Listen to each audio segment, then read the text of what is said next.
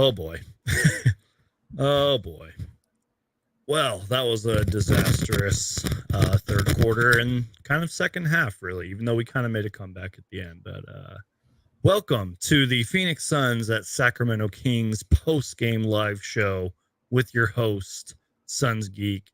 I am here joined by friend of the channel, fellow content creator, NBA history enthusiast, Super Mario Hoops. How you doing, man? Introduce yourself. Tell the people where to find you. Doing good. Thanks for asking. I was kind of worried for a sec when I saw you facepalm and thinking maybe it was because of my dancing during the intro and like because my my imaginary drumming and stuff. But no, man, I'm doing good. Again, if you're new here, you can find me at Super Mario Hoops24 on basically everything. YouTube, Twitter. Matter of fact, go follow my Twitter. I've been like booming there lately, for good or for bad. But it is what it is. Check out my Instagram, whatever it is. But yeah, man, just creating content and also, creating content with my fellas such as Suns Geek, and that's why I'm here today. So we're going to talk about how trash the Phoenix Suns were, unfortunately, today. Especially in that third quarter. Yeah, and I'm glad you kind of mentioned creating content and all that, because I figured I might as well announce it now that tomorrow, less than 24 hours from now, we're going to be having sort of what I like to call a reunion show with fellow content creators, Romp 2.0. He also has the channel Sixers Talk with Romp and Reliable Rants. It's going to be like a nice little reunion show. So I'm super thrilled about that, man. And as always, thank you for being here. Thank you for letting me be here just to rant and go back and forth with you about a disastrous third quarter. And I'm sure a good chunk of this show is going to be about that third quarter. But either way, you guys, we have a great show planned for you. So do me a favor, y'all. Go ahead and just crush that like button. Follow Super Mario Hoops. I meant to link your stuff in the description earlier, so I'll have to do that after the show. But Super Mario, again, we're probably going to spend a majority of the show talking about the third quarter and all that and the disaster that the Suns had. So what are just your opening thoughts? What are your opening takeaways? Just talk to me, man, because I'm probably going to go on a huge rant here in a little bit. Yeah. So I guess like some of the early things, the first thing that I noticed is I feel like the referees for this game were probably listening to what Monty Williams said after the last game, because like they definitely got the benefit of the doubt in the first quarter from the free throw end. Now by the end of the game, believe it or not, the Kings had more. But the point is, like, I think they probably were like, okay, like it's not like disrupt them or anything like that. So that's kind of like something I noticed. And the other thing I also noticed is that like early in the first quarter, and I don't know why they kind of went, it felt like the Suns went away to an extent from what worked and like from going into the basket, going in the paint, right? Like this team, even though like the Sacramento Kings, they're not a great defensive team, but some of their best defensive lineups don't really come with Domantas Sabonis on the floor. So when he's out there, like attack him, right? And they did that early on. Like I think Biyombo had 6 points in the first quarter, and yeah, he did, and he ended the game with 6 points. Yep. So glad you noted that. Yeah. So I mean, like that's just something right there. But I don't know. I just feel like the Suns, like they get caught up sometimes shooting too many threes with guys that aren't consistent enough 3-point shooters. Like, okay, I know.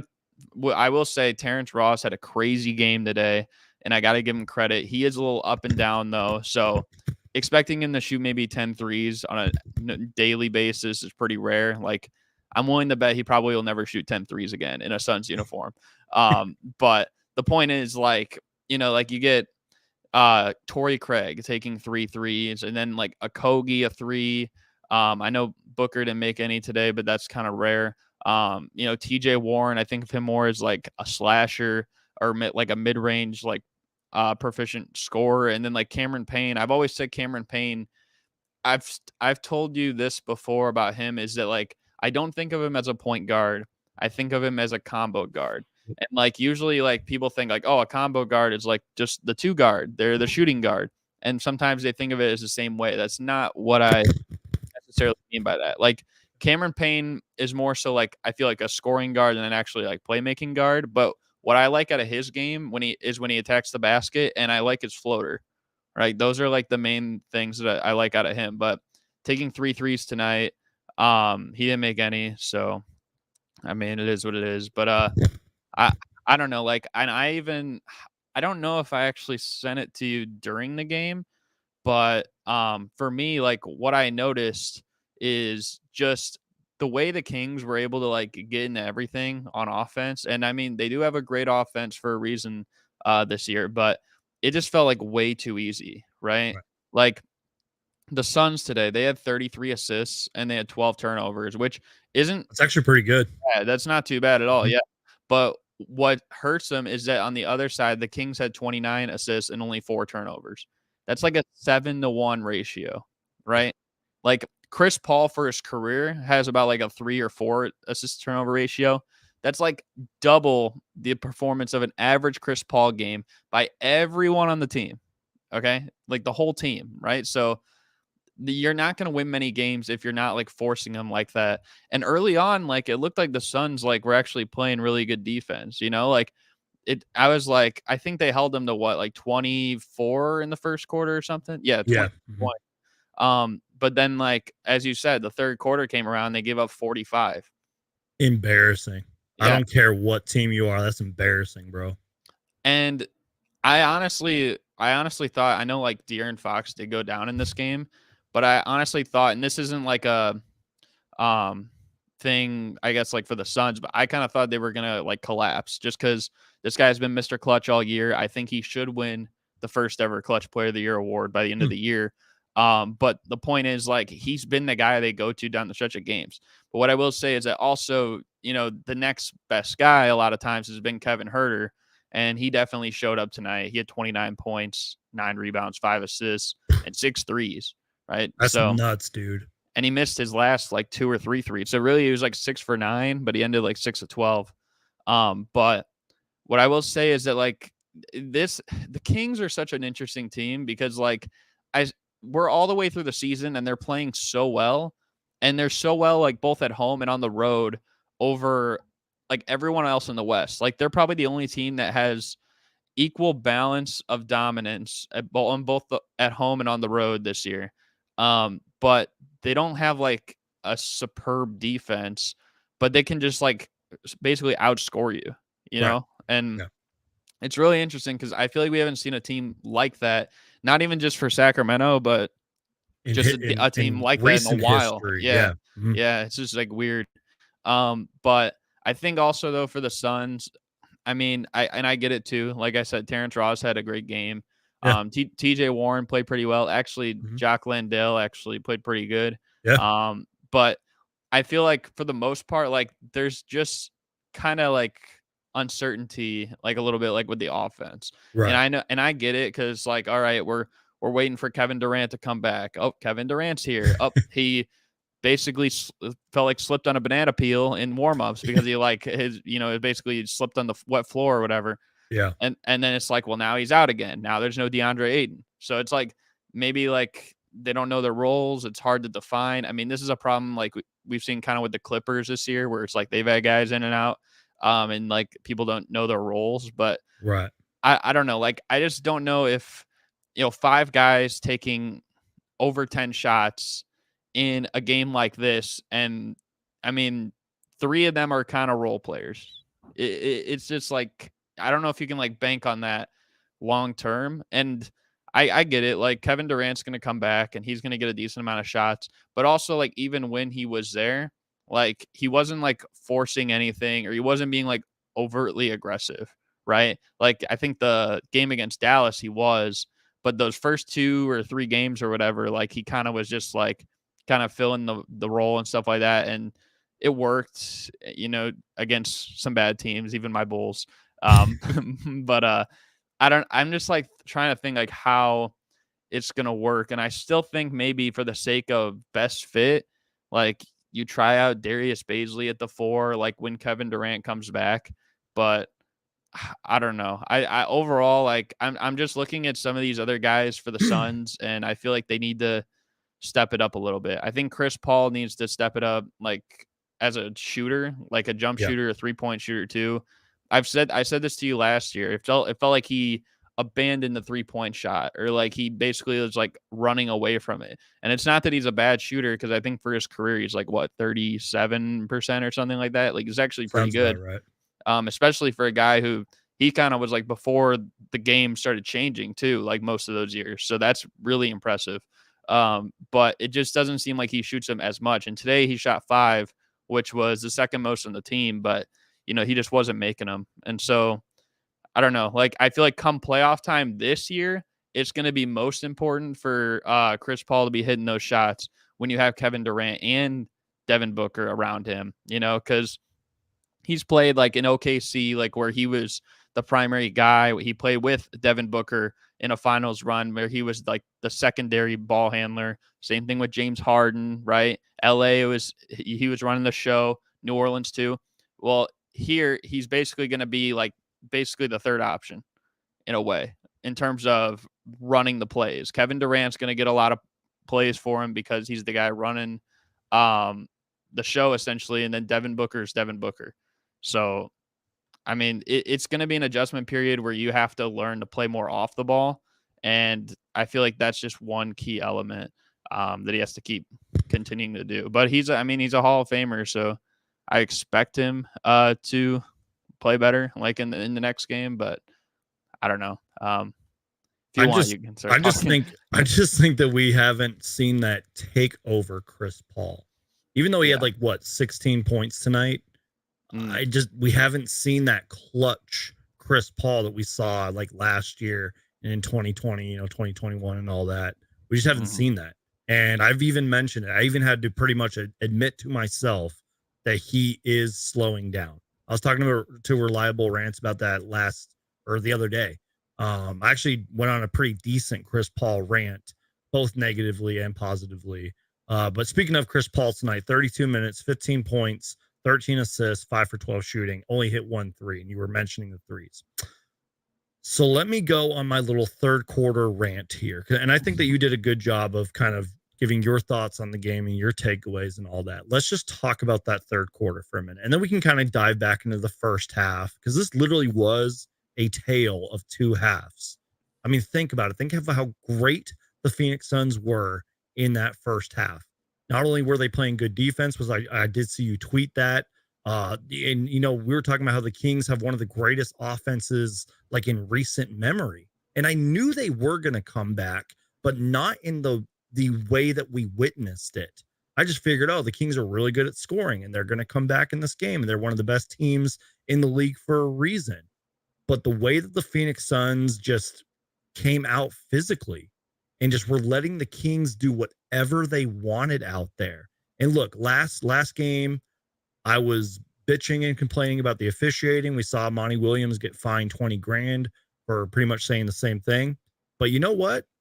As bad as the officiating was, it was honestly both sides. It was both teams. I tweeted this out, man. By my count, 16 combined fouls for both teams in the third quarter. So, yes, the Yeah. officiating was terrible, but 16 fouls for both teams. It was honestly the Suns, man. It was Monty Williams and his rotations. The Suns just took their foot off of the gas. They were letting the Sacramento Kings get absolutely anything they wanted. What did you say Kevin Herter finished with tonight? 29. 29, 9, and 5. And he hit 6 threes. And the Yeah. amount of times that Domantas Sabonis would just drive in the rim, dunk on Jock Landale, for example, and just other guys on their team getting shots like Harrison Barnes and all that. They absolutely 45 points, dude. 45 points in 12 minutes is unacceptable, especially with the way the Phoenix Suns were playing defense in that third quarter. I don't care how the officiating is going. 45 points in 12 minutes is unacceptable. That was terrible, man. Yeah. Uh, Um, yeah. just real quick, someone responded to me earlier. They were like, and we're talking about the first half. They were like, getting to the line, Booker attack. Like it's simple when when you get to the free throw line and Booker attacks and you stay out of foul trouble and you play good defense. We did not do any of that in the second half. So go ahead with what you were going to say. No, I mean, I kind of agree. Like I was watching the game from the Kings broadcast not like perspective, and like Mark Jones, who he's like the commentator for him, like he even said like, man, the Kings, like we weren't like even getting to the basket early on. And then like as the game goes on, you know, they started doing that and then opening up the floor, and then it opened for those Kevin Herter threes and stuff like that. And they ended up actually with more points in the paint, believe it or not, which I mean that's pretty insane considering they hardly were like earlier in the game, like even attacking. But I don't know. Like I get it. Like the Kings, they're just hard to guard in a way, like because they got like so many different weapons. I mean, like Harrison Barnes had a big game tonight. Sabonis, of course. Mm-hmm. Talked about Herter. It didn't even like. I mean, Fox, I guess, didn't have a great game because he does most of his damage in the fourth, and Yeah, he wasn't really still there. finished with 19 points on 17 or 7 for 15 shooting. So he might have even ended with like 30 or something. Exactly. If he would have stayed in the game, yeah. And then Keegan Murray, Trey Lyles. I think actually like all their starters had 12 points or more, dude. I think Trey Lyles is the modern day, like 5 years ago version of like Alec Burks. And like what I mean by that is like 5 or so years ago, Alec Burks was like 8 years in the league, 7 years in the league, and he was still on the Jazz. Right. And like the average person would have been like, well, where even is Alec Burks? Does he even exist anymore? And it's like, no, he's still on the Jazz. Right. But like Trey Lyles, it's like, this is a guy who was picked right before Devin Booker, and he was traded for Donovan Mitchell, right? Like pretty important things right there, but he's still in the league on the Kings. You know, if you would have asked like, where is he even at? Like people probably wouldn't know, but he's on the Kings and he's actually contributing. I think last year was actually his best year. Like, so, and that's just like one of their bench players. Like Davion Mitchell's another one, and Malik Monk and Terrence Davis, and you know, Richaun Holmes is still down there if they ever want to use him, right? So it's like they got a lot of weapons, and I get that, but I don't know. The thing with the Suns is like sometimes they were just like playing lazy. I don't know if you saw, was it was the fourth quarter, I think, because it was like no, it had to be the third quarter. It was like 91-81 or something at the end of it. Like I think Payne passed it in to whatever Booker, but he like tried rolling it or something. And then Barnes came in and stole it and stuff. That's also like just something bad with the third quarter. But yeah, that was also ugly. Like I don't know. I just kind of question like some of the Suns role players and like the 3-point shots, 3-point opportunities they get. I just don't think I love Torrey Craig, met the guy. Like shook his hand, whatever, high-fived him. But I don't think he should be taking like 3 threes, even if they're open, you know? Right. Like maybe like if you're open for 3, put the ball on the floor every once in a while. Try and create in a way that like a Russell Westbrook does, like when they're leaving him open for 3 and it's like, I know I can't hit him, right? And sometimes I'm going to shoot him, but most of the time I'm going to try and create a better shot for myself or like put more pressure on the defense. And I don't know. I just don't like ever see that from him. It just seems like he's kind of content, like shooting the 3. Josh Okogie usually does too. I know tonight he didn't really shoot many. He only shot 1, but like the one game, remember he shot like 10 or something or 11. So I don't know. I'm sorry. I promise you I'm listening. I'm just multitasking. Can you see what's on the screen right now? I actually need to fix this. Hold on. Yes, I'm trying something for the first time on this channel, so I apologize. I promise I'll get to the rest of the thoughts in a minute. Okay, this is actually not working the way I want it to work. Okay, well, this is why I shouldn't do this during the show. Save. Please work. Don't freeze. I don't know what's going on. Okay, we're going to stop this. Anyways, my apologies, you guys. Okay. Vision. What is going on? Vision Phasma asked if Monty even played Damian Lee. He did not that I know of. play. Yeah, no. And I think I just watched a video. I was trying to share the highlights, by the way. That's what I was trying to do just now, but it's not working. I watched a video, I think earlier today, that was about like just how like injuries as a whole have like affected like the whole NBA. And I think they said like 12 or so players have only 12 players that played every game in the NBA so far this year, which is kind of crazy. But I think Damian Lee was one of them. I might be wrong because I don't obviously watch every Suns game, but that's crazy actually if he didn't. Well, Damian Lee, in my personal opinion, just he went cold, man. I mean, he was leading the league in 3-point shooting, and then all of a sudden just started missing. He was inconsistent. I don't even remember the last time he played. And when he does play, he'll go in there and knock down a couple threes, and we won't see him for the rest of the game. Yeah. So real quick, so I can kind of get my train of thought back, because the highlight thing, what I was doing just on the screen right now, kind of messed me up. I was trying to do it. I thought it was going to work, and it kind of froze. Let me just go over a few like notes that I took, because I do want to talk about the first half just real quick. I thought the Suns actually started off this game really well, because you know how you mentioned how Bismack Biyombo had 6 points in the first quarter and then finished the game with 6 points in the first quarter. The Suns really did do what we talked about, how they went away from what worked. Speaking of Bismack Biyombo and those 6 points, man, I think they ran the very first play through him, which was like a missed alley-oop. Yeah. And then Booker had like a nice pocket pass to him for like a 10-foot jumper. And then Busy had a pass to Josh Okogie. That was one. He had like 6 points in like 7 minutes, a couple of assists and all that in the first quarter. And then he had like a pass that Chris Paul gave to him where he laid it up and in. And then I don't remember anything Bismack Biyombo did after that. The Phoenix Suns closed the first quarter on a 14-4 run. And we're going to be talking about runs later in this game. And I even tweeted this out, dude. TJ Warren, Terrence Ross, Jock Landale in the second quarter combined for 30 out of 37 of the Suns' second quarter points. That's fucking nuts. Excuse my language. 30 points out of their 37, dude. It was amazing. They had scored like 8 or 9 times by the 6:33 mark when it was 48-38. It was amazing. That doesn't include what Chris Paul and Devin Booker did. And then, as I mentioned, dude, because someone responded to me on Twitter, like they were getting to the line. Devin Booker was being Devin Booker, staying out of foul trouble, causing the Kings to miss shots, playing good defense.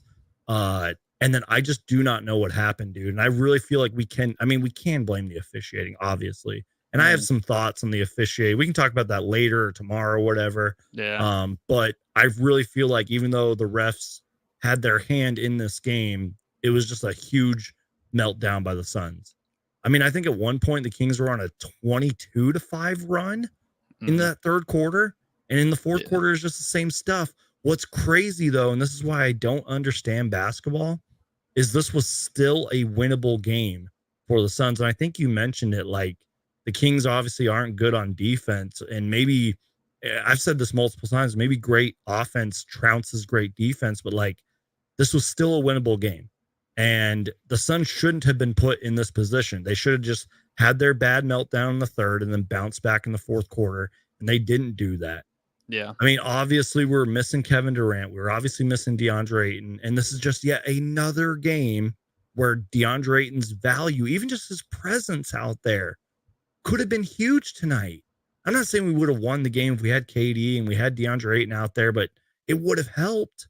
And again, dude, if De'Aaron Fox, who I hope he's okay, by the way, he went out with hamstring soreness or whatever it was, he can have 19 points in 21 minutes and all that, and the Kings can do what they did to us in the second half, the Suns have a lot more problems than just we're missing Kevin Durant and DeAndre Ayton. You know what I mean? Is that fair to say?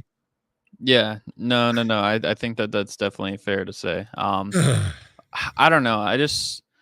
I will say like so something like just about the Suns is, and I know like there is like kind of a, I guess I don't know what the word is I'm looking for, but like the shine of good news for today, just because like that Kevin Durant's probably going to be back before people thought. Yeah.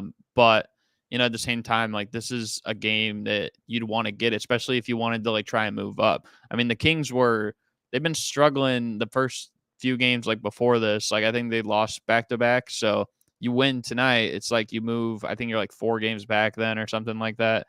So I mean, that could be huge. And then like ultimately, like you close out the last few games of the year, you get Durant back. Like maybe you get that 3rd seed, but now it's like you're not the 3rd seed and you actually fell behind the Clippers, who took the 4 seeds. Now you're 5th and you're looking at a road playoff series every round. I mean, unless something crazy happened or whatever. But that's kind of like what you'd be envisioning. So I just feel like they need to I feel like Monty Williams does a lot of like this, like stepping back and like letting the players like kind of coach themselves. And I see this a lot with Billy Donovan with my Bulls. Like I feel like he needs to sometimes like actually like, I don't know, like be more like in their ear about like set plays and stuff like that. There's a lot of coaches that maybe like, I think Rick Carlisle is one of them. I don't know if you were watching the Celtics Pacers game earlier today. Rick Carlisle, he called a timeout with like 50 seconds left in the first quarter. And they were down. It was a tie game, and the Celtics, they scored back-to-back times. And it seemed like the Pacers were like, all right, like, let's just get to the end of the quarter or whatever. And like Rick Carlisle, he was like fuming, like Right. with 50 seconds left in the first quarter. And then they go on the rest of that quarter, and they scored 2 quick baskets. And then I think Tatum threw up like some lucky shot at the end. Like he just like threw it up. No one, like he couldn't even see the hoop. But the point is like they made a run after that because like he came out with a set play like right after the timeout and then basically ripped into them a little bit. And I Right. feel like I get it. Like sometimes it's hard because I mean Monty's tried doing that before, like with Aiton, and then that's kind of like where a whole rift started like a few years ago or whatever, or last year kind of too. But I feel like sometimes like it's just about the way you present that kind of like I don't know, like it's about the way you coach your players in a way. Like Steve Nash is one of my favorite players ever, right? And I'm sure you also love him as a Phoenix Sun, stuff like that as well. But, you know, to a degree, like maybe it just didn't fit in Brooklyn because he couldn't resonate with the players, like speaking with them. It's not that he's like low IQ. He's one of the smartest players in NBA history. But it's sometimes it's just about like how you connect with your players. And I feel like sometimes like with the Suns, like Monty Williams, he falls into that Billy Donovan habit where it's like kind of just letting the players be the players. And then like sometimes like just when he tries to go aggressively, like he just doesn't know how to go the best way about it. And I feel like that's kind of the hardest part about being a coach. But if you want to be successful, then you got to figure out ways to do that.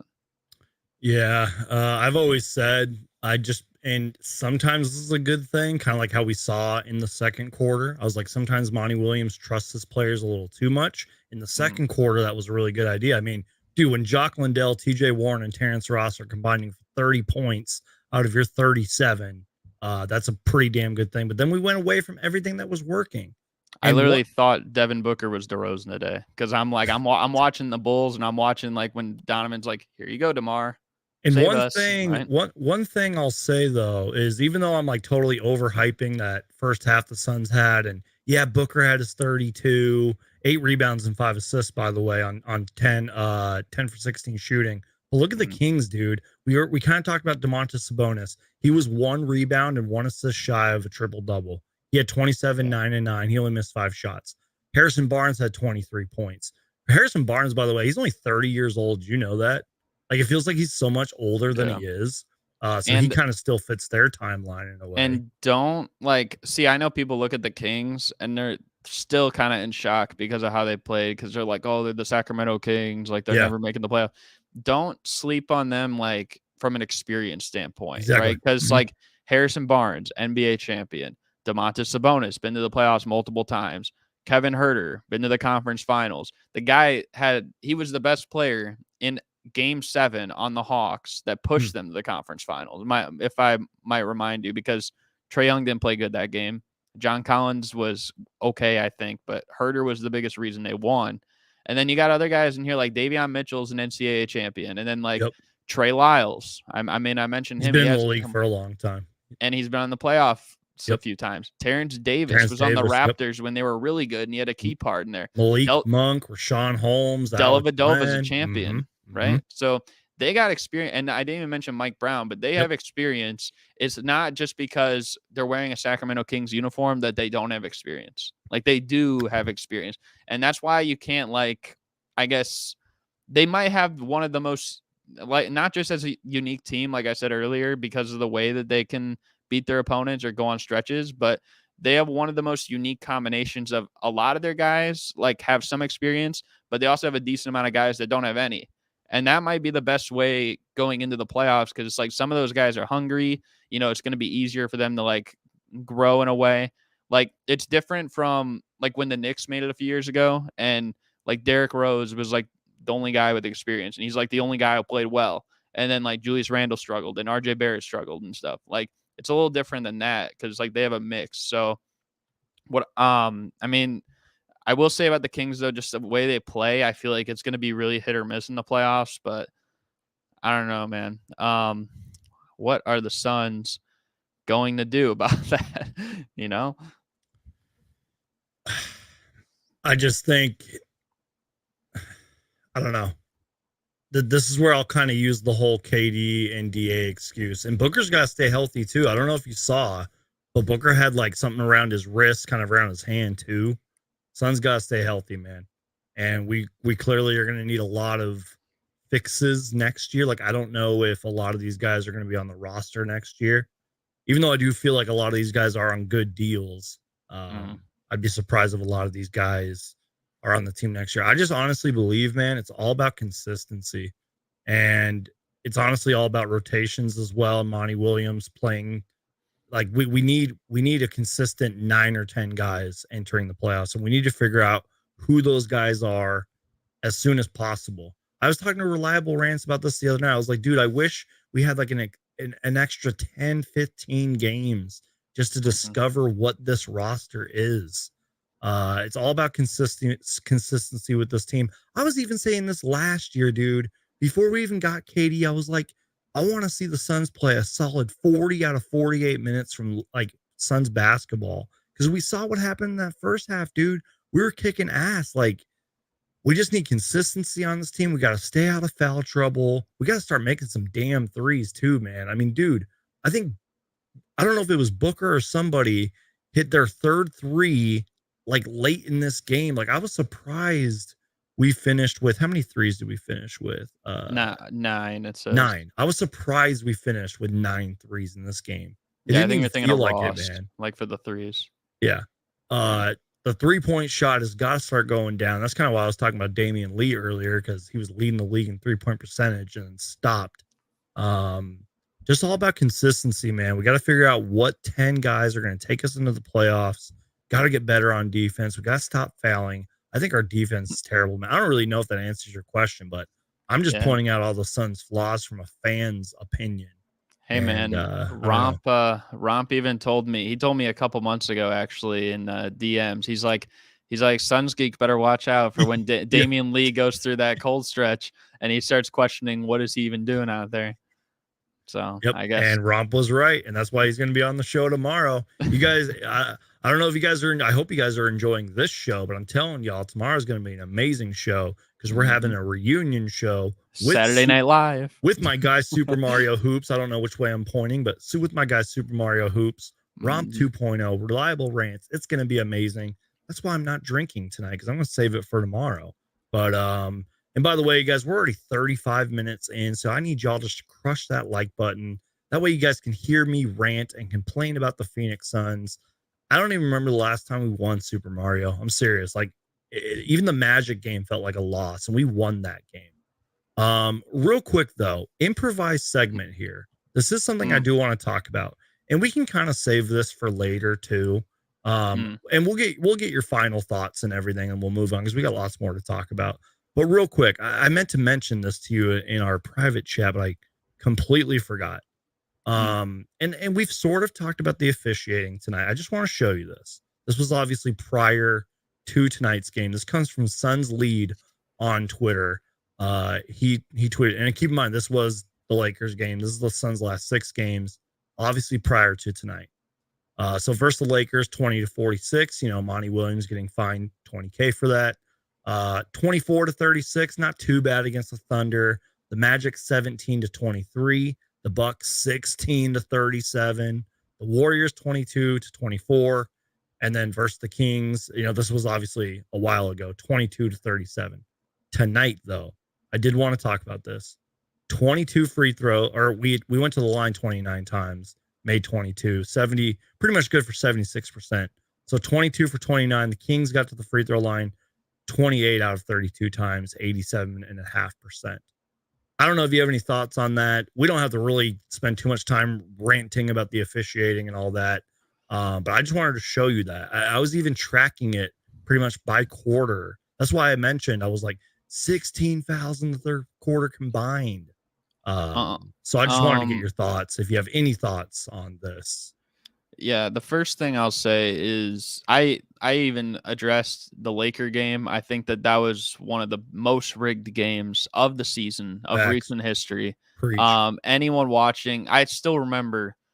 Well, first of all, they treat Austin Reeves like he's a god or something like that, Mm-hmm. and it's totally ridiculous.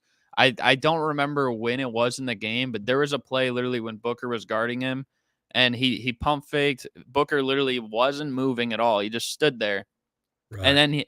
then he like acted like he got hit like 4 times, and then like threw the ball like that or something. It bounced Yeah. off the backboard or something, and they called a foul. I don't know if you remember which one I'm talking about, but when I saw that, like I literally got like frustrated, like just Right. watching, because I'm like, how are the refs this bad? And on that day, like the officiating was just so bad as a whole. I know we'll talk more about that tomorrow, but Yeah.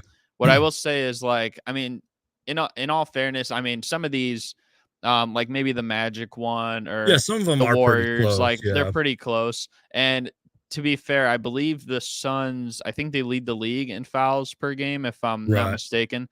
So it does make sense to an extent, but I mean, some of these were just I don't even know. Like, Yeah. but what I will say too is, at least from me, like from what I've seen from the Suns, like I said, I haven't watched every game. I mean, I'll watch every Bulls game and I'll watch as many games of everyone else as I can. But just from the what I've seen, it doesn't seem like to me that, Chris Paul, who is someone who would always like maybe be like a foul baiter or initiating fouls like that. It doesn't feel like to me that he's doing that to the same degree as he used to. I don't know if you see that as well, but to me it just seems like maybe he'll like kind of like, if he shoots it, he'll like kind of fling or whatever. Like he got Right. fouled like in the past. Like he did that a couple times the other night, but in the Mm-hmm. past, like I don't know, like this guy would almost like be on the ground, stuff like that. And Right. I'm not saying that that's like good for the game necessarily, because I just don't want, like, really ideally it'd be nice if nobody did that, but Yeah. that's just not how it's gonna happen. Like, so if these other guys are using it to their advantage, then you got to use it to your advantage as well. And Yeah. it doesn't feel like he's doing that as much anymore. I don't know if it's just because like maybe more wear and tear on his legs and he doesn't want to like throw himself down to the ground like to get calls and like get back up, and it's just like Yeah. more strenuous on the body. Like, I don't know if that's it, but um I don't know. It just like that seems like maybe one thing that could give the Suns more free throw Hmm. opportunities, more free looks, but just hasn't happened. And also, like, I mean, you had a guy like Kevin Durant on the team now. Right. I Yeah. mean, he That's gonna hasn't help. he hasn't played a whole lot, and that'll help too, but Yeah. that's just something I thought of. And I Um, just felt like that tweet was at least worth talking about. Even if the Suns, let's say like this game wasn't terribly officiated in the third quarter. Let's say it was like a fair, and to an extent, it was sort of a fairly called game. That's why, again, I keep going back to that third quarter. mm, But even then, I still wanted to talk about it and get sort of an outsider's perspective on just the difference, in terms of free throws, the last 6 games for the Suns, especially that terribly rigged game against the Lakers. And real quick, Super Mario Hoops. I'm not going to spend too much time on this. We already know Monty Williams got fined 20K. Arizona Central spoke to Monty Williams, and he said some interesting things here, and so did Cameron Payne. This is something that I've always kind of liked about Monty Williams. First off, Cameron Payne said, "I like the fact that he's got our backs. It's just cool that he's got our backs. I feel like we needed that." Obviously, talking about Monty Williams mm, defending his players and all that. So Monty Williams said that he spoke to the league last week, and he said that he thinks the league has been pretty lenient in allowing people to express themselves, which I have some thoughts on that later. At the same time, when I see that, I see there's a number of things I'm fighting for my team. I'm calling out what I see, and I stated facts. 46 free throws. That's a lot of free throws. That's almost a free throw per minute. Remember, this is Monty yeah, Williams talking. Then he that is said crazy. he said that his conversation with the league was, I hope I'm not butchering this word, cordial, something like that. Cordial. Yeah, thank you, thank you. You Yeah, saved me. yeah. But he also added that the league will, quote, be straight with the coaches over situations, and he did say that the conversation was productive. Um, Now, real quick, Yeah. when I mentioned how Monty Williams said the league's been a little bit lenient on letting players express themselves, Chris Paul might think a little different on that because there is a video of him saying you can't even approach, and I say approach, you can't even approach some of these referees. You can't talk to them. Chris Paul And said that. that's the president of the Players Association. Exactly. Like Thank you. Exactly. if there's anybody, if there's any player that Mm-hmm. should be able to talk face to face with the referees, It it should be should be Chris Paul. the Exactly. president of the Players Mm-hmm. Association. But no, I think like I feel like players and coaches, they're fed up. I mean, like I don't know if Yeah. you saw. I still think about like the Fred VanVleet thing Yep. a couple weeks ago when Oh, I'm using that video every time there's like a bad officiating game. I just quote tweet that video. he just like looked straight in the camera and like, Yep. sorry for my language, but he's like, yeah, I don't care, find me. He's like, Yeah. I thought the refs were fucking terrible. Like Exactly. that's just like what he exactly said, did. and it was Mhm. like I'm like just kind of like laughing watching it, and I'm like, I know he's gonna get fined, Yep. but I don't he think he shouldn't. cared, He dude. really shouldn't. Mhm. Like maybe fine the refs. See, Yep. this is the thing too. It's like I mean, I just off basic Google search, like I was just checking whatever. I think it says like the average ref makes like maybe 250 grand a year or something, which could be more or less around where they're at, whatever. But the point is, like, you give a 20K fine to Monty Williams, you give a 50K fine to Fred VanVleet. Why don't you fine 50K out of one of these refs and then see if they start calling the games right? Exactly. You know, like if they get one of these, they're going to be like, oh, shoot, maybe I should actually call the game right Yep. instead of them like looking after me. I think it might have been you too, or it might have been someone else, but I thought maybe you were the one who said it. Like in baseball, or no, I think it was someone else. But it was like in baseball, they have like these referee grade cards or Yeah. something like that. Like, why don't you do that for the refs in the NBA? You know, and then see just how good they are. Maybe adjust their salary based on that. Let people go based on that. Like, Yep. so I mean, we obviously could spend, and I'm not even joking, 2 hours talking just about the referees alone. I just had to let you know what Monty Williams recently said, sort of let the subscribers and fans know too what Monty Williams said. But you said it perfectly. When the president of the players, what is the Players Association or whatever, is saying that most referees are unapproachable, like you cannot approach them. And there is video of this. If you guys don't believe me, Chris Paul said this. That's bad, dude.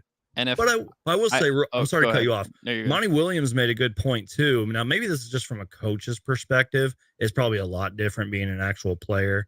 He made a good point that a lot of these referees are kind of new. Now, this isn't an excuse, but he said a lot of these referees are kind of new, and you have to, quote, build that relationship with them. But there's flaws in that statement because that's saying, oh, I'm a new referee. I can call whatever the hell I want. I don't care if you're Greg Popovich or Monty Williams or whoever. And because he talked about that as well. That's really it for the Monty Williams thing. Fine 20K. Didn't like Eric Spoelstra call off the refs like not too long ago? And then the Fred VanVleet thing. I've been on my own solo live shows, and I talked about how, like, I'm not saying every player should be able to say what they want and pretty much say F the referees. But at the same time, I think Fred VanVleet's rant was kind of perfect. And I think it was the right time. And I think it was sort of an eye opener because I think more players should speak out now. And this should be a reoccurring trend, if you will. We can obviously spend more time on this tomorrow with Romp and Reliable Rants. But what did you want to say before I cut you off there? The one thing I'm gonna say, and it's something I've been like thinking of recently, like with the whole ref thing, especially this year, is it's making me wonder, like, you know, players, a lot of people today, they're like, oh, even though like maybe like they'll say, oh, the league's more talented, they'll be like, the league is softer than it used to be. Is the league softer, or are the refs softer in calling what they call? And then maybe it's like the players can only play a certain way. Because if they were calling stuff how they used to like 20, 30 years ago, then maybe this wouldn't be a thing. And maybe like, you know, you wouldn't have this problem. If the league is softer, then try taking a screen from Steven Adams or even Ish Wainwright. You know what I mean?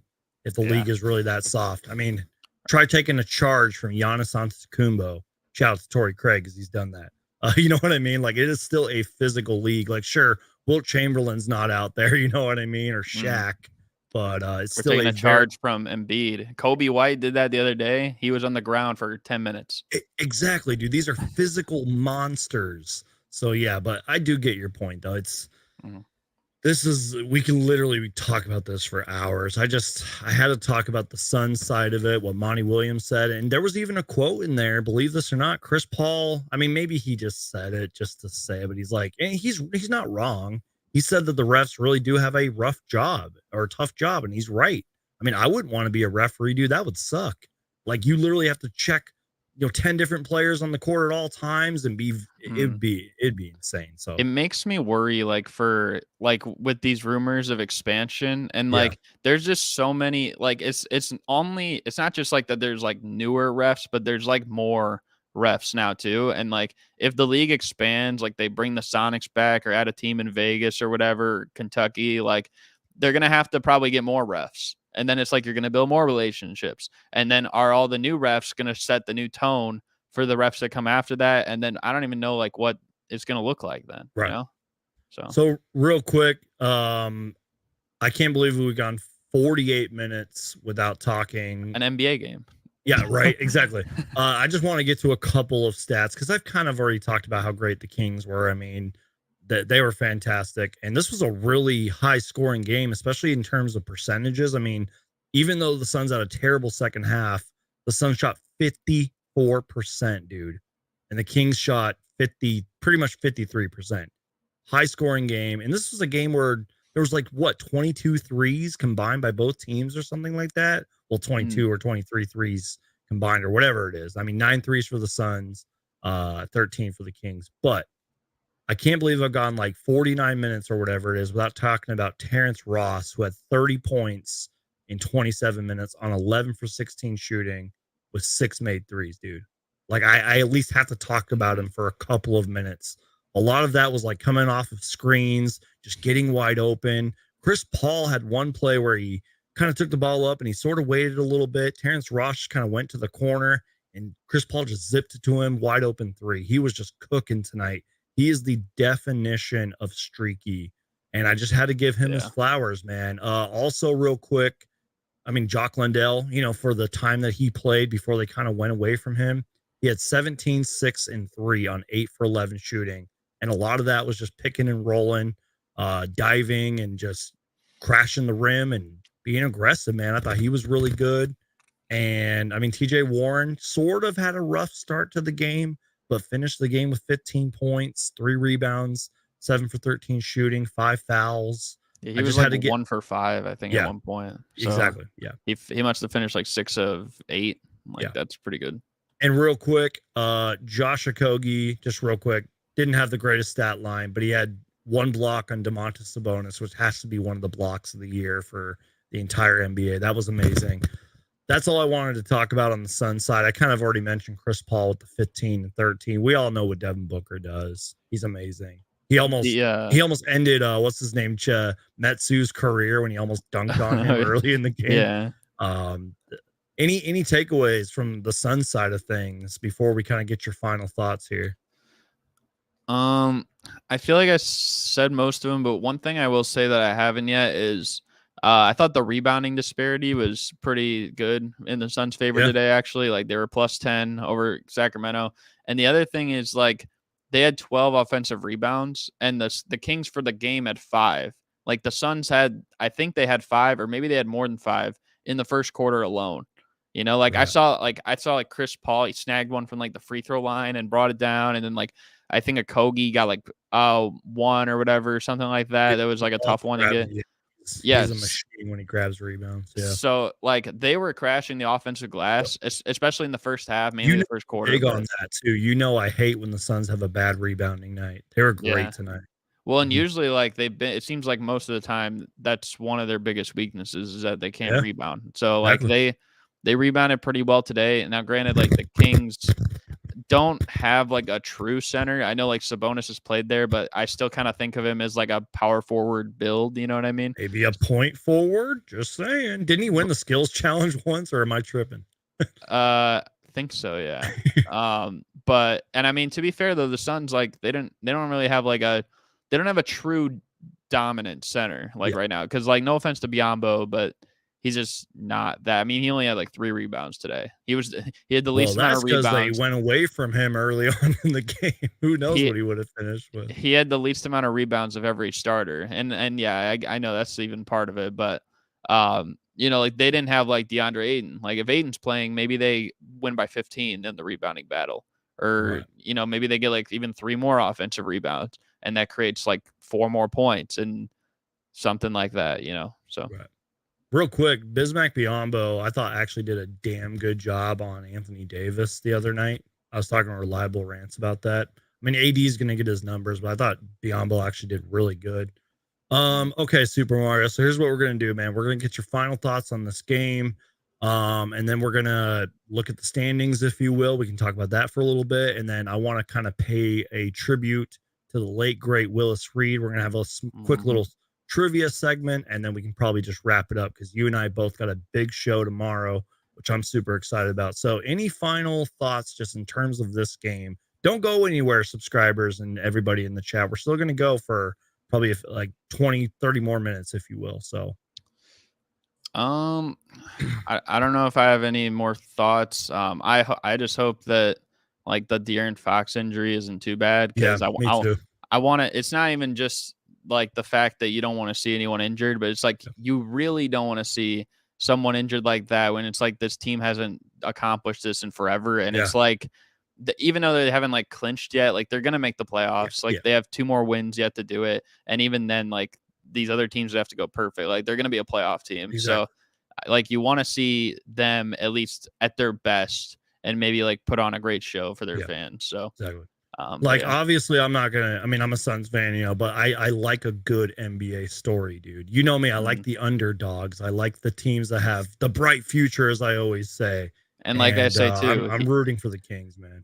I think he's going to be the clutch player of the year. Yeah, So you definitely want that guy, and that's with DeRozan. I think he's somewhere up there near the top for fourth quarter points, but I'm putting that bias aside. One, because the Bulls have been terrible in the fourth quarter, and closing out games this year. But also just I don't know, he's been insane. So as Mike says, Suns Geek is the man. Hit that like button. Well, I appreciate y'all. Make sure to crush that like button. But like I was saying, man, just I like a feel good NBA story. The Kings have obviously been one of the best stories in the league this year. Light the beam team. I hope De'Aaron Fox is okay. I hope they at least stay somewhat healthy so that they can. I mean, I think they could get to the second round, man. I mean, you never know. Sometimes I momentum think takes they could get over. to the conference Yeah, finals. exactly, man. I'm Like I'm they I'm looking at it right now. It's Memphis, yeah, let me Golden pull up the State. standings. Go keep reading, but I'll pull it up while you're looking at that. Well, like the people that they'd play in the first 2 rounds. Right now, it'd either be like Memphis, Golden State, and Minnesota, like the 2, 6, and 7. I Right. mean, the Warriors have been bad on the road, and I think they're a good, like I said, they're the most balanced team at home and on the road this year in the whole Western Conference. I feel like they could beat Memphis, and I think they're definitely better in Minnesota. So could make the conference final. I mean, like if Phoenix slips into like one of those spots, or maybe like the Clippers and stuff, or Oh you know, no, the Suns are the fifth seed. Oh my god. yeah, Like we've lost three in a row, but it feels like we've lost more than that. I mean, our last win was against the Magic. Ever since KD went down, dude, we and the just and I remember the last time we lost to the Kings, I was like, that was a win I wanted us to get. And ever since then, just seems like we've lost like 6, 7 in a row. Clippers have a pretty easy schedule. I know Paul George is out, but I Yeah. think their next few they play Pelicans, Bulls, Pelicans again, Portland. Like that's Speaking of injuries, too, just real quick, I hope Paul George is okay. I know that they said he's going to get mm, reevaluated in 2 to 3 weeks, but that was a scary yeah, injury. I hope he's okay. same. So yeah, but yeah, the Suns dropped to the fifth seed, man. I mean, and again, this is all the games have already been played, and this is updated, and yikes. And speaking just real quick, Super Mario, we can get back to the standings in a minute. I screenshotted the schedule earlier. I mean, look at some of these teams, dude. I mean, Philly tomorrow, Utah on Monday, Minnesota. Kevin Durant might come back for that game, by the way. Denver on Friday, March 31st. The Thunder, the Spurs, the Nuggets again, and then the Lakers and Clippers to end it. I mean, that's not easy, dude. I'm not saying the Suns are going to miss the playoffs. I'm not going to go that stupid ESPN route, but you get my point. And I feel like I talk about the schedule every single show, but it's true, man. I mean, we have a tough schedule to close things out, and this all goes back to consistency and not having terrible third quarters. And look at some of those teams on the schedule, dude. It's brutal, man. So I don't know, but look at the standings. I mean, the Lakers are the 8th seed. The Pelicans have won 3 in a row. We oh god, they've been a mess, but they still have won 3 in a row. I have a hot take, but it. and I know it's not really a hot take because of my, I guess, public opinion, but LeBron's gonna come back and he's gonna ruin the Lakers. So wait, you ready? Can you say that again? Yeah, LeBron is going to come back and the Lakers will suffer. Oh wait, oh I blew it. I was trying to find the thing, but I couldn't find it. I know you were. Yeah, you knew what I was trying to do. Where's the video? Yeah. It's too late now. I can't play it. Anyways, it's okay. I did it for myself. There we go. I couldn't find it. I choked. Anyways, but do you want to talk about any Eastern Conference teams real quick? Yeah, a little bit. Yeah, you can scroll up a little bit because I have some thoughts. There's 2 things I want to talk about, especially, but we could talk about other teams if you want. I was just gonna say, just real quick, look how close the Bucks, Celtics, and 76ers are. Just saying. I think, yeah, that's got to stand out. I mean, the losses are obviously more important right there, but they are super close. I'm not saying they're going to flip-flop anytime soon, but I truly believe those are the 3 teams to be honorable mention to the Cavs. You know I love the Cavs. But those I think are the Cavs are right there with them. Yeah. I think the Cavs are right there with them. They're the best defense in the league. The only thing with them is that, like, see, they have a mix too, like the Kings of guys with experience, like Donovan Mitchell, right, great playoff performer. Jared Allen has experience, Karis LeVert and stuff. But like, how is Darius Garland going to do in the playoffs? How is Evan Mobley? And that's the big thing, you know. Like, if they show out instantly, then they're going to be tough, you know. Right. But if maybe like Darius Garland has like a pooper like playoff run or something, then I don't know how far they're going to go. But yeah, they're kind of like a combination of experience meets youth, because you look at a lot of their guys on their bench and they're pretty young. I'm not saying they can't perform in the playoffs, but they're literally experience meets youth. And Cedi Osman has a finals appearance. Don't forget. I forgot about that. He does. There's no way that's true. That is true. He was on that team with LeBron in 2018 and Kevin Love. I feel old. I know that I'm not old, but I legit feel old right now. You're a real one for remembering that, because I completely forgot about that. Shout out to Isaac Okoro to hit a game winner yesterday. I saw that. First one in his life, he said. So that's why crazy. Like, when players make the finals or like win a ring, I'm always like, well, that player won. Like Damian Lee, I'm like, that player won a championship. He knows what it takes to get to the finals. I always try to reference that. Real quick, you guys, we have reached an hour, so make sure to crush that like button. I'm with my guest, Super Mario Hoops 24. We're just looking at the standings. So any thoughts, any like final takeaways from the Eastern Conference, Western Conference? What do you think? Yeah, I got two teams I want to talk about real quick. The first one is actually my Bulls. Yep. Usually I try to avoid the 10th seed still. Well, what I will say is, ever since Patrick Beverley's came on this team has been different. I think we're like 10-5 since he's been on the team, right? Like, we're actually turning it around. It's given me some hope. And look at how close we are to that 8th seed now. We're 1 game behind Atlanta. Yep. We're 2-1 against them this year. The only game we lost, we would have won if Derek Jones hit a free throw, and we lost on a buzzer beater after that in overtime. So we should be 3-0 against the Hawks, but we play them again in Chicago, and I think we're going to beat them. And if we just beat them in that game and we play even with Toronto and Atlanta, we have the tiebreaker over all 3. Right. And then you think about us as an 8 seed playing the Brooklyn Nets in that 7-8.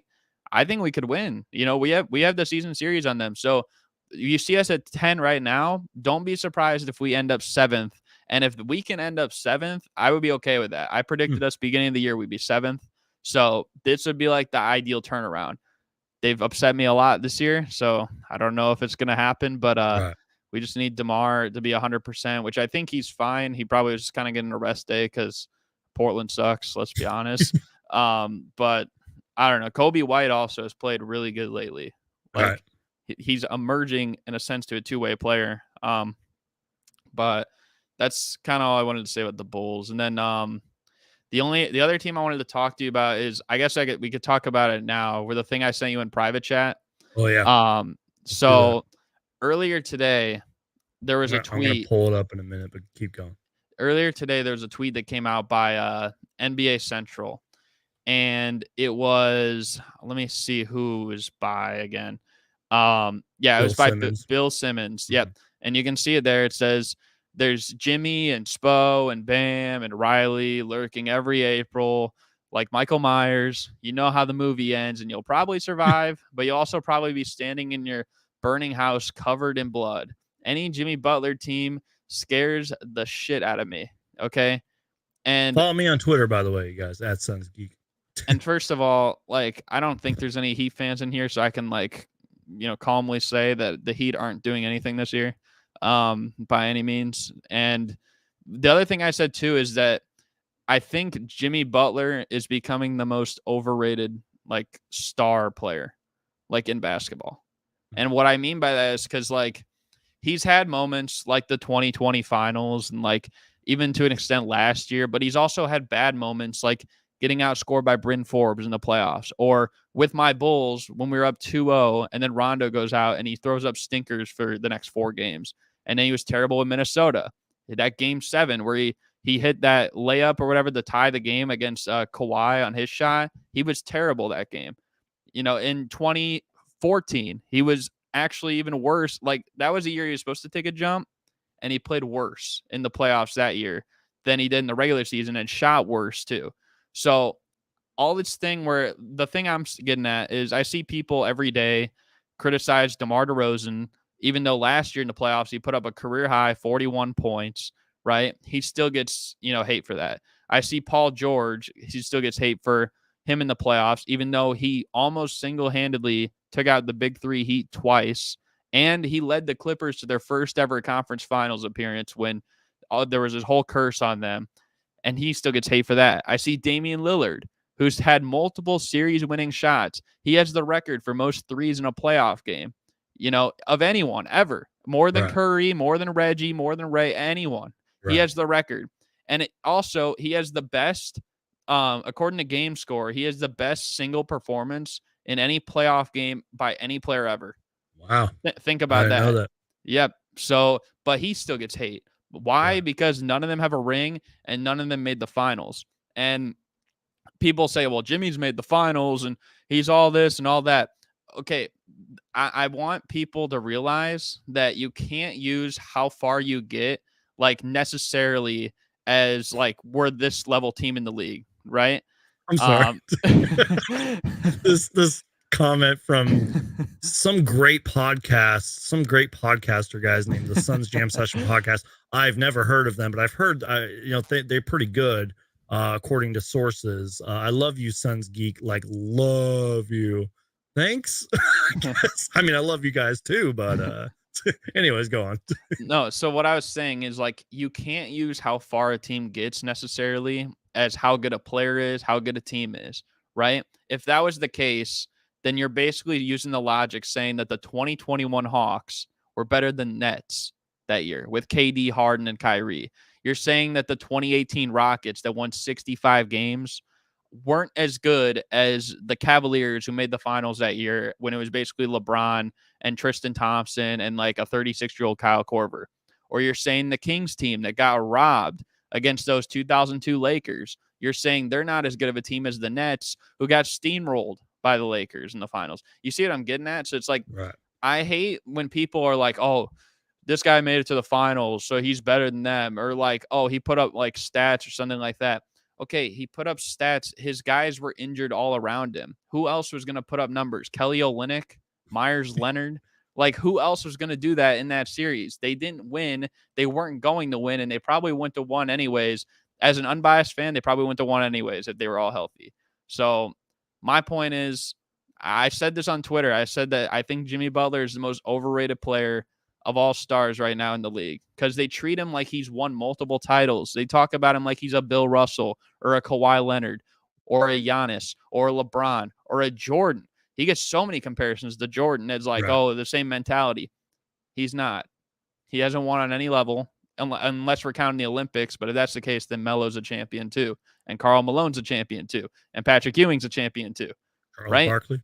Charles Barkley's a champion too.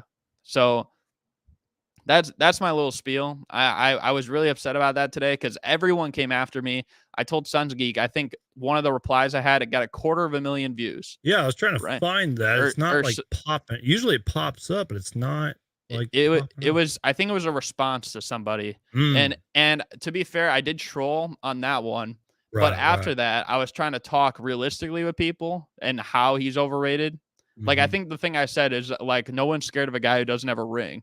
And it's like, maybe you could be scared of him. Okay.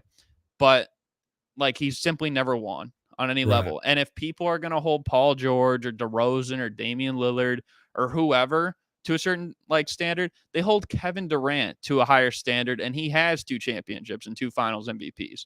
But why does Jimmy Butler get a pass? I don't get it. And then they're like, oh, it's so weird. You're a Bulls fan. You hate Jimmy Butler and stuff like that. Well, first of all, like, I don't hate him nearly as much as a lot of these other guys in the league. Like, there's a lot of players I hate more than Jimmy Butler, trust me. But at the same time, like, I'm just telling it how it is. I'm sorry, we gotta look at this picture. I'm sorry. So pretty much you don't believe in the Miami Heat and Jimmy Butler is super overrated. That's what I'm getting. Yeah, no, and I mean, he's a good player. He is a good player, but I'm not gonna like, why is he gonna get criticized as like, or considered some winner when he hasn't won in the NBA level? He didn't win in college, didn't win in high school. You know, you're getting love from the Suns Jam Session podcast. Who is this guy? Spraying facts. And Suns Jam, I was just messing with you when I made that cheesy joke. You guys know I love you. I've always said if you guys are supporting the Suns Jam Session podcast, you're supporting Suns Geek, and I appreciate that. But anyways, real quick, I'll just say this, and then we'll move on here. I was a little surprised the Miami Heat didn't make any trade deadline moves, to my knowledge, because the trade deadline was so nuts. I don't even remember what happened. But 2, I just wonder how much longer you're going to go with this core. I mean, think about it. Jimmy Butler's getting up there in age. Sure, Bam Adebayo's an all-star, you know, when he's healthy and all that. And but I just don't know. I mean, the other thing I will say too is, you know, like Paul George got a lot of hate when he said like, oh, they call me playoff P. You know what I mean? Yeah. But Jimmy Butler, literally 2 years ago, he's like, oh, I'm stupidly locked in for the playoffs. He gets outscored by Bryn Forbes, right? He said earlier this year, he's like, I know we're winning the championship. If Paul George said that, the whole world would blow up, okay? Because they'd be like, well, now the Clippers have to win. Like Paul George said that. Or if DeMar DeRozan said that, well, then they have to win. If Damian Lillard says, I want to build a culture here, he gets flamed for it. Right. But Jimmy Butler says, and it's like, oh, we love Jimmy, you know, like he's got that dog in him or whatever, you know, like it's just not true at all. And I also was looking into last year, that game 7, where he did play well, even though he had bad games in that series too, that people want to forget against Boston. Did you know in that game 7 where he basically got applauded for his performance, even though he missed the shot that would have won the series essentially? Did you know that he's the only player that was on the court in those last 5 minutes because they didn't make a lineup change? He's the only player on the court that didn't score a basket and didn't get an assist on any baskets for the Heat. Every other player did. So, again, adding more to this stuff about Jimmy Butler shows up in the biggest moments or whatever in the playoffs. It doesn't make sense. I now dislike Jimmy Butler. Thank you. Good. I just feel like what I said is sort of true. Like, I mean, even with Tyler Hero, like, yeah, the guy can score and he's young and all that. And I'm sure they got other players like I'm completely overlooking. And yeah, Eric Spoelstra's a great coach, yada, yada. But like, how far do you really go with this roster? And for how many more? You know how people are like, oh, the Suns window is closing and Kevin, blah, blah, blah. It's like, and this team's window is closing. It's like, I really believe that for the Miami Heat. Like, how much longer do you really go before, even though Pat Riley's a winner and all that, and they've won championships, it's like, how long do you really keep going just to be like average or the 6, 7 seed every single season, dude? I'm just like, I don't believe it. Yeah. And yeah, they made the finals in the bubble, but that was obviously very rare circumstances. So That I don't know. doesn't even like. I mean, Greg Popovich is a winner, but like, who's like, oh, we're betting all on the Spurs because Greg Popovich is a winner. Like, Mhm. you know what I mean? Like Yeah. sometimes like you got to adjust and like maybe like the way that you think like, okay, maybe a few years ago Jimmy was a borderline top 10 player. Mhm. I don't think he's a top 10 player anymore. There's too many guys that have played well.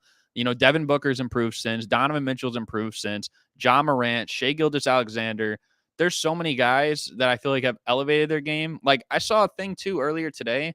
I honestly didn't even think about it. I saw it was I think it was an all NBA prediction like earlier this week that was made, and they had Jimmy Butler making all NBA second team. And even though he's missed so many games, he wasn't an all-star. He hasn't even been the best player in the Heat this year. That's been Bam. Yeah, that's what I was gonna say. So It's been Bam. I can't believe that I even saw that. I just feel like he's super overrated, and yeah, I don't know. Like I don't get why people treat him like a champion when he's not. If he wins a championship, then sure you can talk about him like that, but he hasn't. And Right. so like, yeah. And you know what?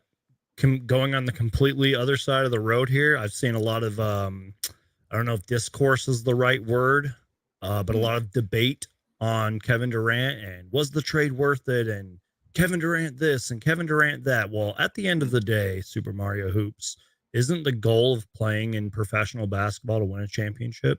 mhm. If trading for Kevin Durant for what 3.5 years gets you at least one championship, then it's Yeah. worth it. I mean, look what the Raptors did, dude. They traded for Kawhi Leonard, won the same year, right? Who Stephen A. Smith says has more pressure on him to win a championship too than Jimmy Butler, by the way. Even though he won Yeah. twice already and he won a finals MVP, he basically uncursed the Raptors after all those years of getting beat down by the LeBron teams and stuff. Mhm. In 1 year there, he uncursed them. Mm. Right. But Yeah.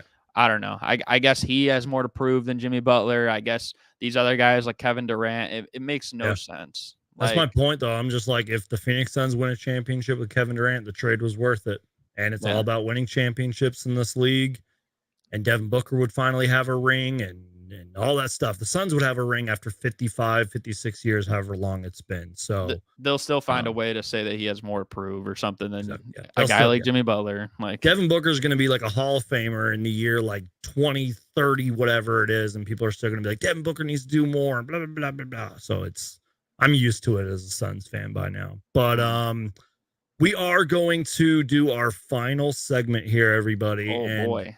And this little segment doesn't even come close to paying tribute to the late, great Willis Reed. Now, you guys are probably wondering why we're doing this. Well, I was a little inspired because I was recently on a soon to be episode of your Mhm. channel where we did a fun little 20 questions game, and then you hit me with a trivia segment, and I'm Mhm. excited to see the final product of that. So I was inspired. Unfortunately, the late great Willis Reed passed away recently. One of the NBA giants, made the Hall of Fame in 1982. Career averages of 18.7 points per game, nearly 13 rebounds, 7-time All-Star, 2-time NBA champion, 2-time Finals MVP, one of the greatest 75 players of all time, and everything off the court. Super Mario, I'm sure you already know about it. Even a bigger person off the court, all the things I've read Mhm. and heard, just one of the greatest big men of all time. So we wanted to kind of pay tribute to Willis Reed here. I'm surprised we didn't do this for Bill Russell, but I probably didn't think about it and all that. But gonna give you some You weren't easy. inspired by my 20 Yeah, questions. exactly. I wasn't inspired. And I think, yeah, that was a long time ago. But anyways, I want to hit you some easy trivia questions. We're not going to spend too much time on this. I'm going to hit you with a warm up trivia question first. And it's all true and Okay. false, by the way. So it's easy. So I'm going to start you off with this: true or false?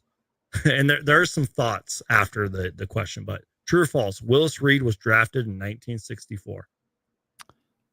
Um. Ooh. I thought that was Uh. going to be easy. No, because I'm thinking around the years. I think it's true. I think it's true. It is correct. He Yeah. was drafted in 1964. The reason I brought this up, and this Mhm. is sort of because you and I are NBA historians, I consider us both. It's weird. The basketball reference page says he was in the second round, first pick, 10th overall. That makes no sense. I think that's because there was like way less Yeah. teams and stuff. And I was going to add this in there. According to Basketball Reference, there was 101 picks in that draft, but only 30 played in the NBA. So apparently he was drafted in the second round, first pick, 10th overall in 1964. By I the wonder way, if anyone. I'd have to look through that whole draft. I wonder if there's anyone picked before him that never played. Well, that's what I was going to say was, because you're an NBA historian like me, you're going to know some of these names here. Some of those, it's obviously not the greatest draft class. There's so many draft class that came after this that trounced this draft class. But Jerry Sloan was in that draft. John Thompson, John Thompson was in that draft, and the late great Paul Silas as well, and the late great John Thompson. So, and Jerry Sloan. We're losing a lot of legends, man. This is sad, bro. Didn't all of them die within the? Yeah, I'm like, we're losing all these great legends, man. Or no, R.I.P. Sloan was a few years ago, but yeah still, like that's we're losing a lot of great legends. But Basketball Reference also says there were 7 All-Stars in that class. I can't name them all. Probably guys I've never even heard of. And you know me, I'm an NBA historian. All right, we're gonna move on to our second we got a couple more true or false questions. Okay. But second question here.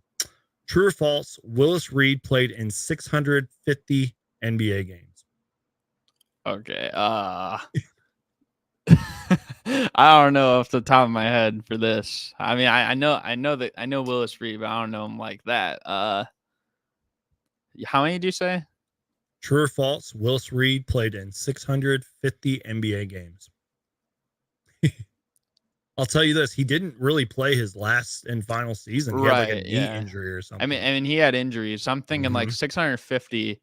I think he played like about 10 years it's about right. If I remember reading the page correctly earlier. So that would be about, if he played every game, it'd be about 820.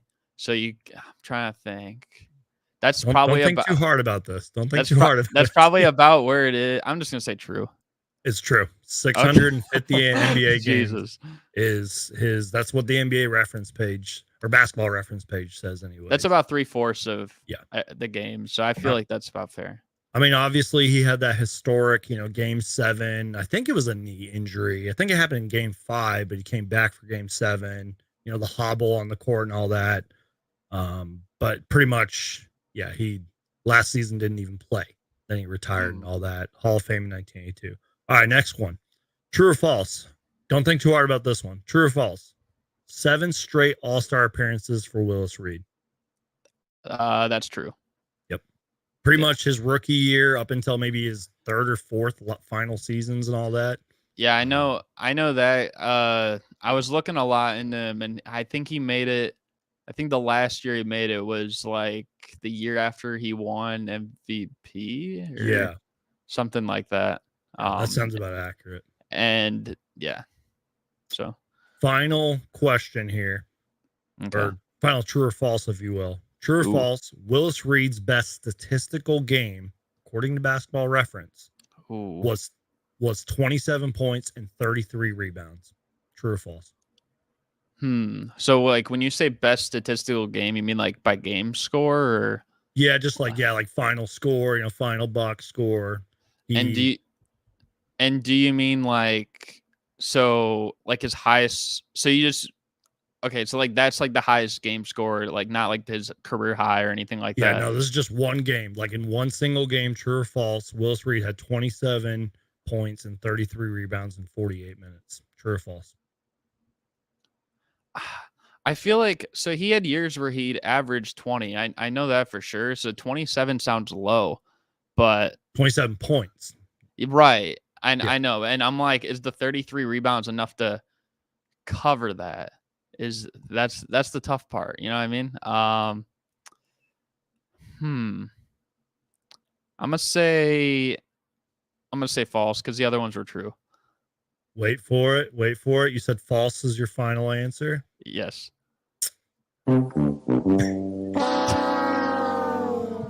Okay.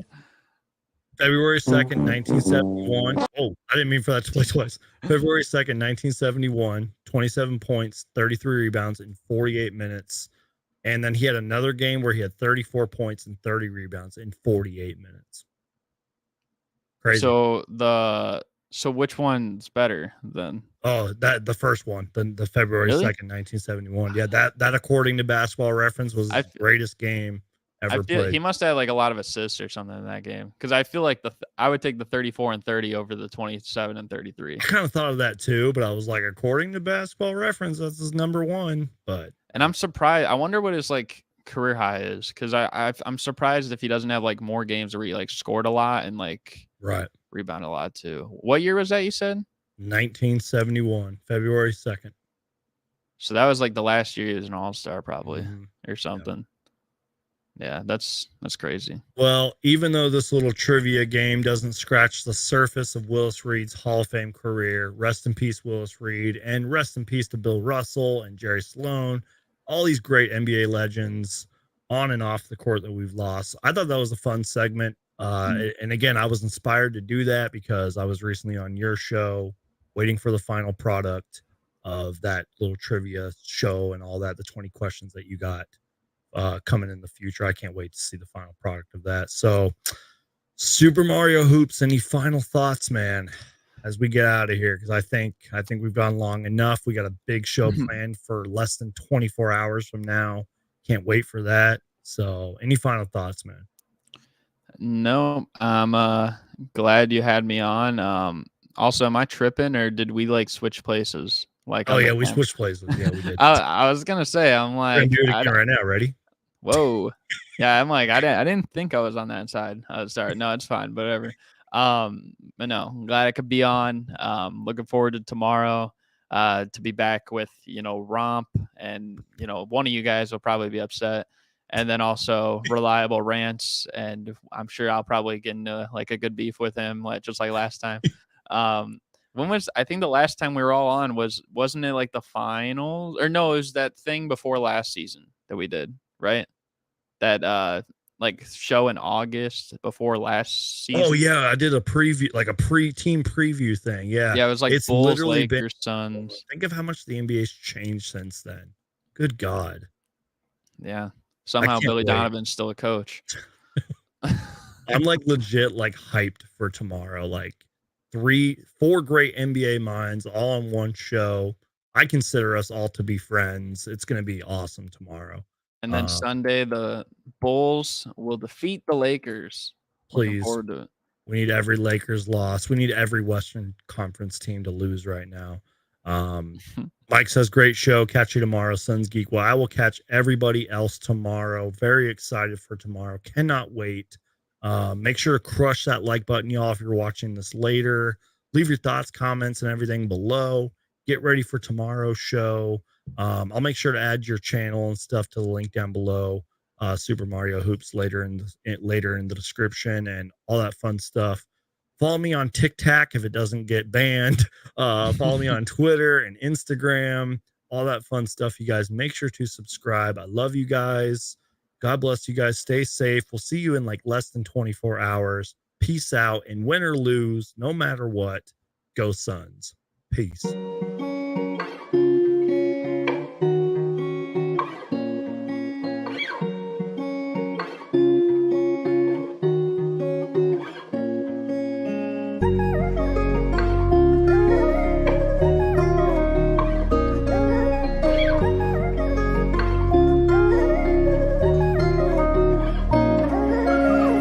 Suns Geek.